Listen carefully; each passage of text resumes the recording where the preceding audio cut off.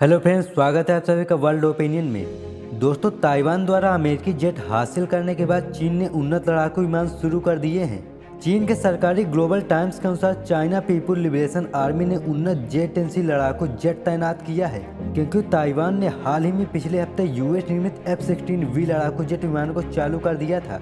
चीन के राष्ट्रीय दैनिक ने बताया कि घरेलू रूप से विकसित विमानों ने J-7E लड़ाकू विमानों की जगह ले ली है। नए जेट विमान को चीन की पूर्वी थिएटर कमान वायुसेना इकाई में शामिल कर दिया गया है। चीनी अखबार ने दावा किया कि J-10C हाल ही में ताइवान द्वारा लाए गए F-16V को टक्कर दे सकता है। चीन और ताइवान के बीच तनाव पिछले महीने बढ़ गया है, क्योंकि चीनी वायुसेना ने बार बार लड़ाकू जेट ताइपे और वायु रक्षक क्षेत्र में भेजे हैं। ताइवान ने चीनी घुसपैठ को विफल करने के लिए अपनी वायुसेना को सक्रिय कर दिया है। चीन के साथ बढ़ती अनबन के बीच ताइवान ने पहले अमेरिका से उन्नत जेट और सैन्य उपकरणों का अनुरोध किया था। गुरुवार को ताइवान ने F-16V लड़ाकू जेट को तैनात कर दिया है, जो 1990 के दशक से परिचालन में F-16 लड़ाकू विमानों का उन्नत संस्करण है। ताइवान के पास पहले से ही मिराज विमान सहित F-16 लड़ाकू विमानों की एक श्रृंखला है। रिपोर्ट्स का दावा है कि ताइवान ने 66 नए F-16V लड़ाकू विमानों को ऑर्डर किया है।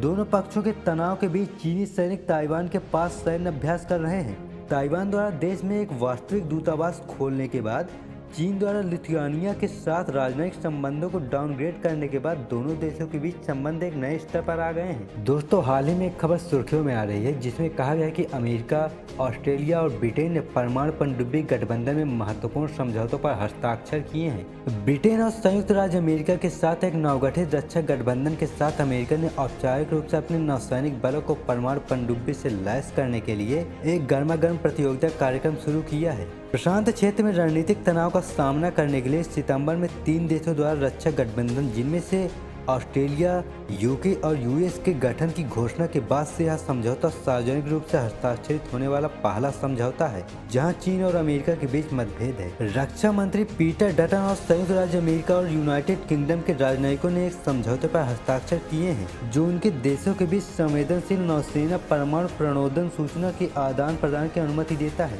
अमेरिकी राष्ट्रपति जो बाइडेन ने शुक्रवार को कैनबरा में US charge D affairs Michael Goldman और ब्रिटिश उच्चायुक्त विक्टोरिया के साथ डटन के हस्ताक्षर समारोह से पहले एक बयान में कहा कि समझौता सहयोग की अनुमति देगा, जिससे हमारी पारस्परिक रक्षा मुद्रा में और सुधार होगा। ऑस्ट्रेलिया, यूके और यूएस सौदा ऑस्ट्रेलिया को लंबी दूरी के मिशनों में सक्षम 8 अत्याधुनिक परमाणु पनडुब्बियां प्रदान करेगा। इसके अलावा समझौता साइबर, कृत्रिम बुद्धिमत्ता, क्वांटम और समुद्र के भीतर क्षमताओं को साझा करने की अनुमति देता है। बीजिंग ने इस समझौते को लेकर रोष व्यक्त करते हुए कहा कि इस क्षेत्र की स्थिरता के लिए बेहद गैर जिम्मेदाराना खतरा बताया है। अंतिम क्षण में यह पता चलने के बाद कि ऑस्ट्रेलिया के साथ उसका अपना डीजल इलेक्ट्रिक पनडुब्बी अनुबंध, जिसकी कीमत $65 बिलियन आंकी गई थी, इस कदम से फ्रांस भी नाराज था। ऑस्ट्रेलियाई प्रधानमंत्री स्कॉट मॉरिसन समझौते से निपटने के लिए खड़े हुए हैं। उनका कहना है कि यह उनके देश के राष्ट्रीय हित में था और उन्हें पता था कि यह समझौता कुछ पंख लगाने के लिए बाध्य था।